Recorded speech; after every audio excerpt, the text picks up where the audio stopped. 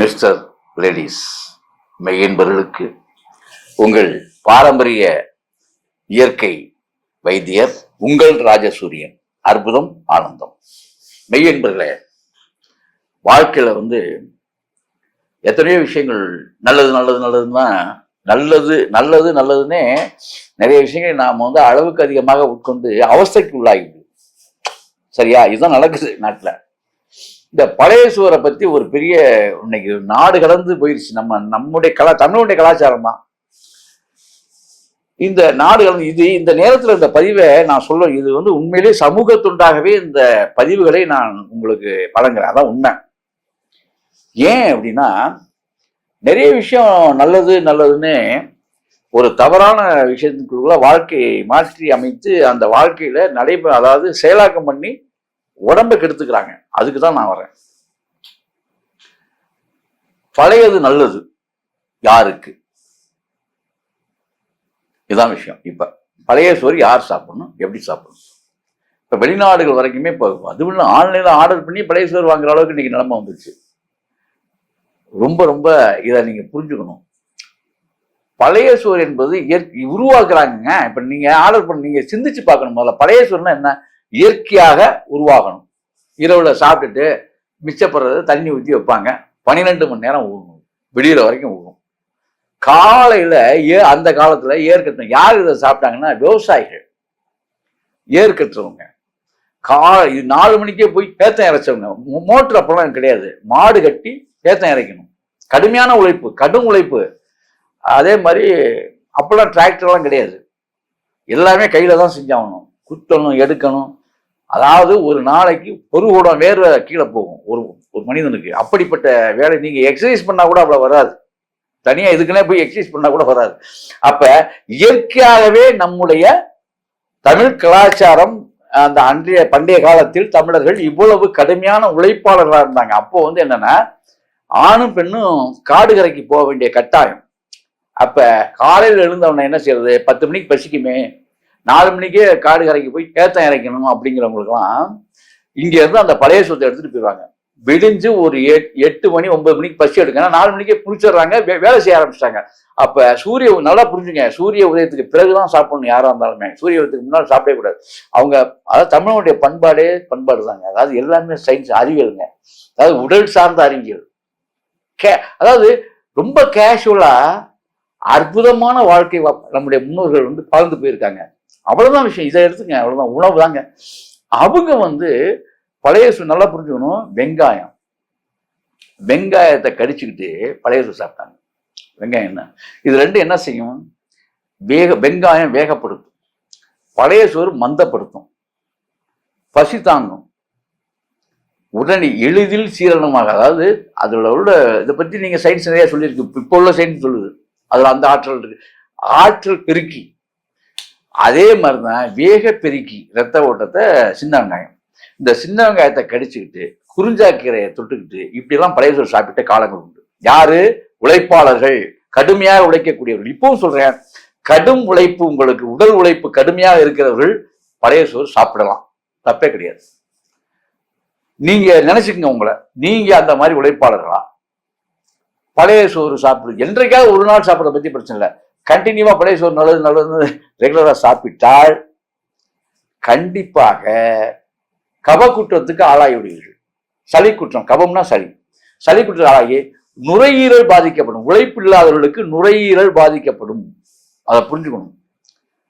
அதே மாதிரி புளித்த உணவுகள், அதிகமா பிடித்த உணவுகள் இருக்குல்ல. இப்ப பழைய சோறுங்க புளிப்பு தன்மை அதிகமாக மிக மிக உடல்ல உங்களுக்கு பித்தப்பையில கல் வரும். எப்படி? புளிப்புத்தன்மை மிகுந்தால் பித்தம் அதிகரிச்சு பித்தம் கட்டி கல்லாக மாறும். பித்த கட்டி, அதுக்கு பேரு பித்த கட்டி தான் கல்லு. பித்தப்பையில கல்லாங்க பெரிய பெரிய பிரச்சனையாயிருது. அப்ப இதுவே பித்தமும் கபமும் இணைந்தால் கிட்னில கல் ஃபார்ம் ஆகும். எல்லாம் உஷ்ணம்தான்.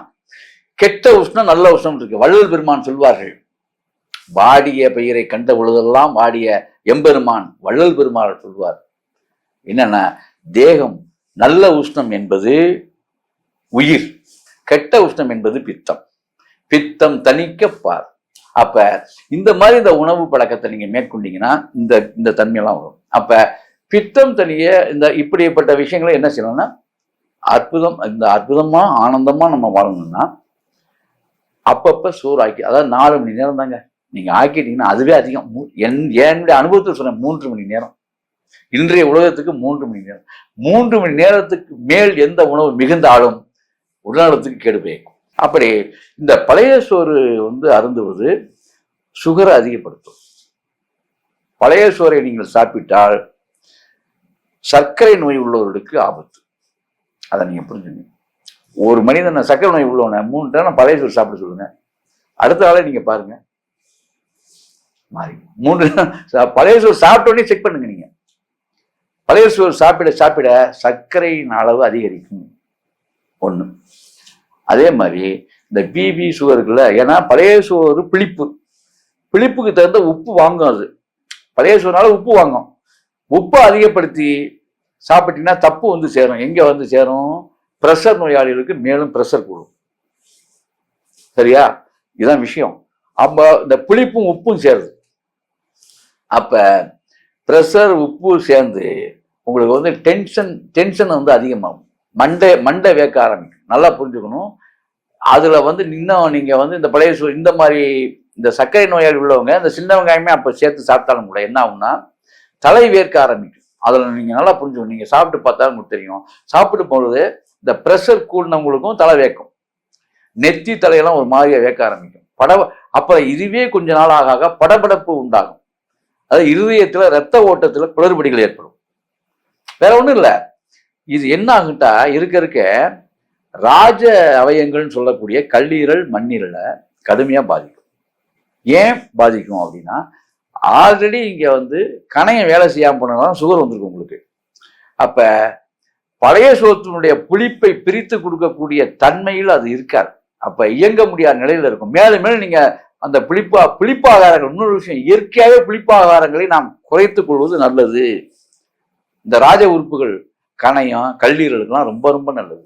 புளிப்பை கொஞ்சம் குறைச்சிக்கணும். புரியுதா? இதான் விஷயம். ஆகவே முடிஞ்ச வரைக்கும் இந்த மாதிரி நீங்க செயலாக்கம் பண்ணீங்கன்னா உண்மையா பழைய சோறு, அதாவது பழைய சோறை ஏன் சாப்பிடக்கூடாதுங்கிறதுக்கு உலக சொல்லிட்டேன். பழைய சோறை எப்படி சாப்பிடணும், யார் சாப்பிடணும்னு சொல்லிட்டேன். அதே மாதிரி இந்த நிலையில இந்த மாதிரிப்பட்டவர்கள் எல்லாரும் இன்றைக்கு வாழக்கூடிய நம்முடைய தமிழினம் இல்லை, இன்றைக்கு வாழக்கூடிய அவசர காலத்தில் வாழக்கூடிய அவசர மனிதர்களுக்கெல்லாம் இது அவசியமற்றது பழைய சோறுங்கிறதையும் சொல்றேன். இப்ப ஞாபகத்தில் வச்சுங்க. ஆகவே பொங்கி ஃபாஸ்ட் ஃபுட்டு என்பதை விட வீட்டில் அழிந்தாலும் எங்க செஞ்சாலும் பொங்கி சாப்பிடுங்கள். அவ்வப்போது தயார் பண்ணி சாப்பிடுங்க. இல்லைங்க டைம் இல்லை எடுத்துட்டு போய் சாப்பிட்றேன்னா 4 மணி நேரம் டைம் வச்சுங்க. 4 மணி நேரத்துக்கு போகாம அதை சாப்பிட்டு முடிச்சுடுங்க. ஒரு ஆஃபீஸுக்கு எடுத்துட்டு போறீங்க, 9 மணி 8 மணிக்கு ஆனது, 12 மணி 12:30 மணிக்கு சாப்பிட்டுருங்க. அதை தயவு செய்து அதை காக்க வச்சு ஒரு 4 மணிக்கு சாப்பிட்றது 7 மணிக்கு, இதுவே உங்களுக்கு தெரியாது. சின்ன சின்ன விஷயங்கள் இப்படி செஞ்சுட்டு போறதுனால தான் அவயங்கள் பழுதாகி விடுகிறது என்பதை நீங்கள் புரிந்து கொள்ளணும்.